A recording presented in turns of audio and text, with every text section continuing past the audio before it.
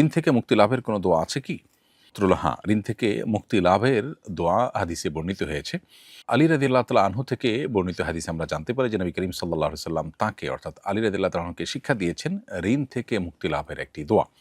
যে দোয়া আল্লাহ তাআলার কাছে সঠিকভাবে যথাযথভাবে যদি নিবেদন করা যায়, তাহলে হাদিসের বর্ণনা অনুসারে পাহাড় পরিমাণ যদি ঋণও থাকে, আল্লাহ তাআলা সে ঋণ তার জন্য পরিশোধ করা সহজ করে দিবেন এবং তার ঋণ পরিশোধের ব্যবস্থা আল্লাহ তাআলা করে দিবেন।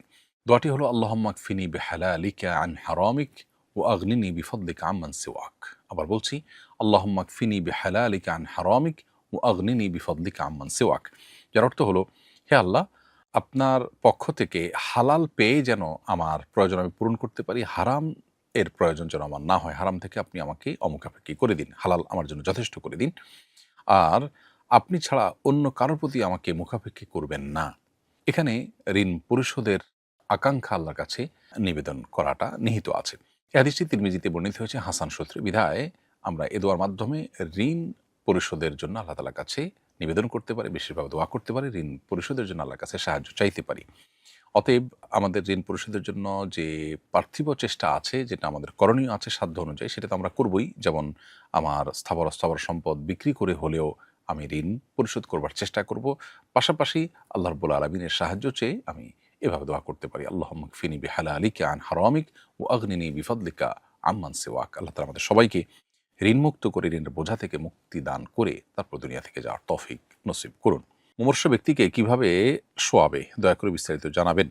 মুমূর্ষ ব্যক্তিকে ডান দিকে কাত করে কেবলামুখী করে শোয়াতে হবে। অর্থাৎ ধরুন এদিকে কেবলা, তাহলে এভাবে কবরটা এমনভাবে করবে যে এভাবে লাশটা যেন কেবলামুখী থাকে।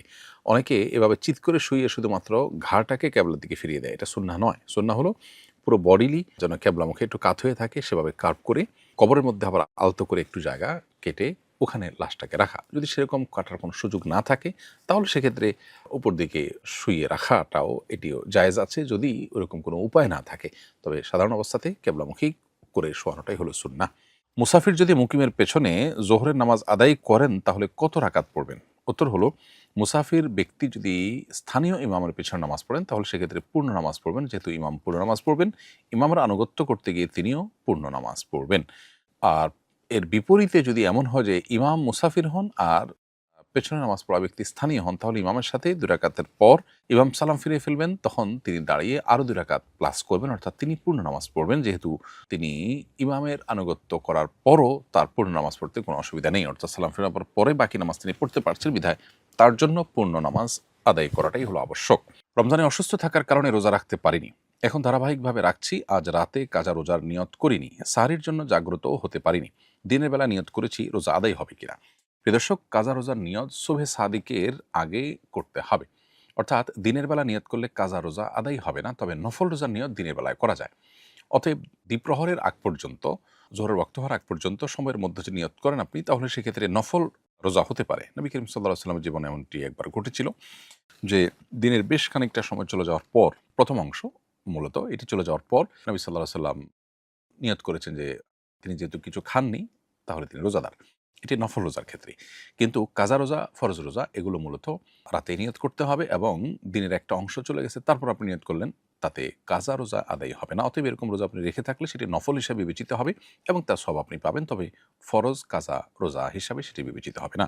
রেওয়াজি বিভিন্ন সামাজিক ও সাংস্কৃতিক উৎসব পালনের এই হুকুম জানতে চাই। সামাজিক ও সাংস্কৃতিক উৎসবগুলো মৌলিকভাবে মুবাহ এবং জায়েজ, যদি সেখানে শরিয়া বিরোধী কোনো কিছু যুক্ত না হয়। শরিয়া বিরোধী যদি কোনো অনুষঙ্গ যুক্ত হয়, তাহলে সেটা নাজায়েজ হবে এবং সেটা থেকে বিরত থাকতে হবে। এমনকি ঈদের আয়োজনেও যদি সেরকম কোনো হারাম জিনিস যুক্ত হয়, তাহলে সেক্ষেত্রে সেটিও বর্জন করতে হবে। কারণ শরিয়া মেনটেন করাটা হলো একজন ইমানদারের জন্য সবচেয়ে বড় প্রায়োরিটির বিষয়। স্ত্রী মারা গেলে অনাদায়ী মহরের কতটুকু স্বামী পাবেন?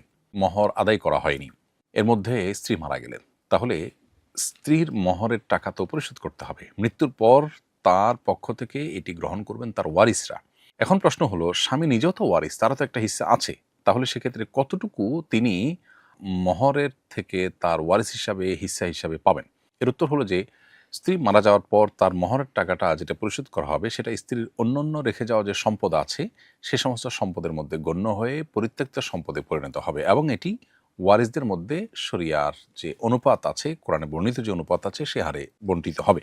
এখানে স্বামী হিসেবে স্ত্রীর সম্পদে যতটুকু ভাগ পাবেন সেটা হলো, যদি স্ত্রীর কোনো সন্তান রেখে না যান, স্ত্রীর যদি কোনো সন্তান জীবিত না থাকে, তাহলে স্বামী অর্ধেক সম্পদ পাবেন।